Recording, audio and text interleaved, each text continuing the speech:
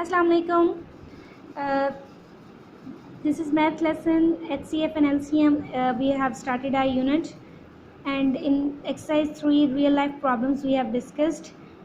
First two is done in the previous video, and now in this video lesson we'll do the next three parts. Two tanks contain 180 liters and 200 liters of water. What is the maximum? What will be the maximum capacity of the bucket that can exactly measure the water in two tanks? We have to find out the maximum capacity of the tanks to storing water.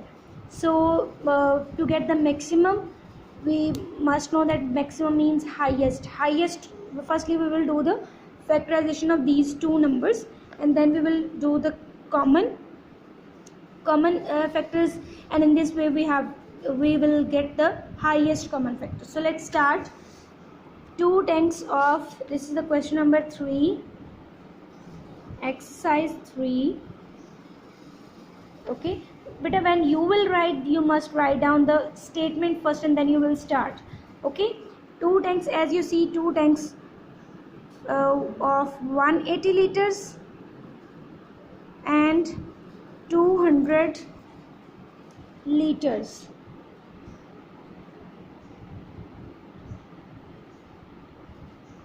Okay, first tank and second tank, they having water in this. So what will be the maximum capacity of the bucket that can exactly measure? To measure the quantity of tanks, we have required a bucket.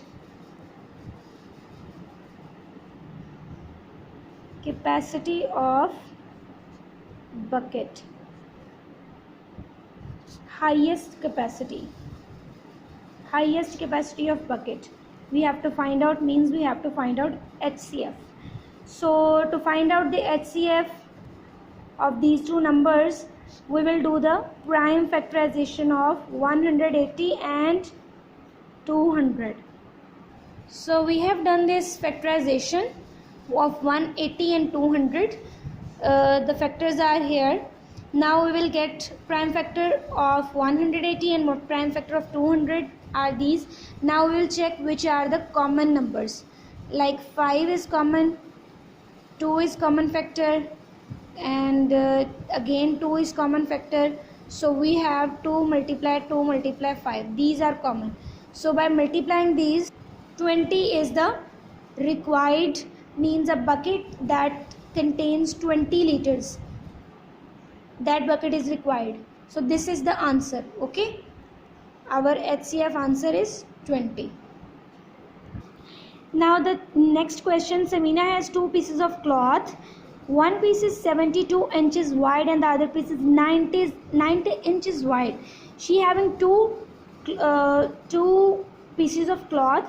One its width is 72 and the next is 90 inches, and she wants to cut the both of the cloth into strips. उनके strips वो उनको cutting करना चाह रही हैं. Okay, and she want that she get the equal width and that are wide as possible, means the highest width should be there. So what will be the right number that she have cut that pieces into equal strips? So to find out this, we will solve this question. For example, Samina having two cloths. First की जो है that is 72 inch and जो next है वो 92 inches है. ठीक है, 90 inch.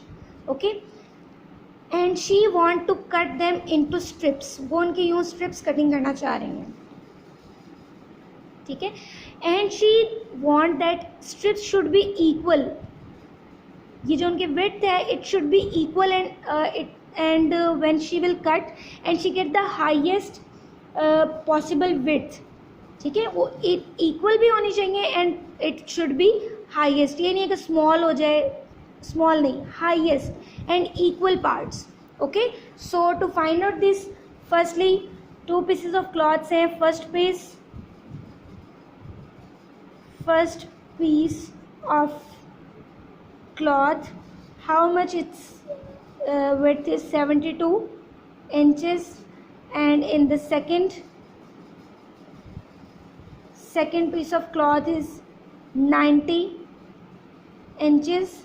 Okay, so to find out the required information is maximum width of strip. So firstly we will do this again, factorization, prime factorization of 90 and 72. 2 3 times 6 and 1 we will take it carry.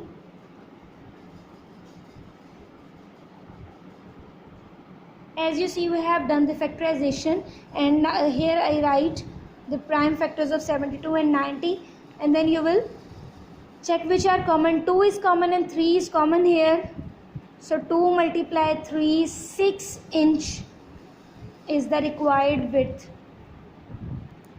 Okay, so this is the answer. Now look at the next question. Mrs. Khan has 120 crayons and 30 piece of papers. She has 30 papers and 120 crayons. Okay, so and she want to distribute into a class.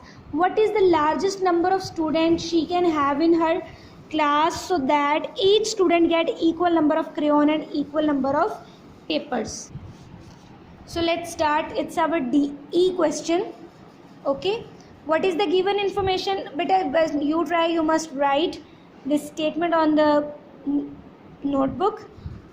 Our required information is crayons.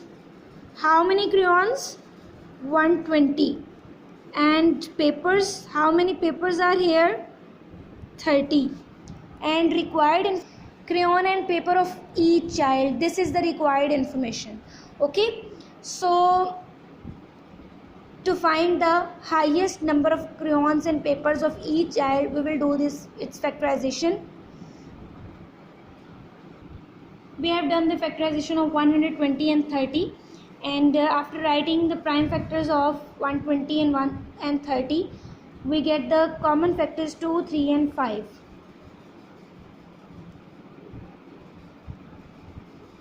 2, 3 and 5 by multiplying. So 30 is the required information.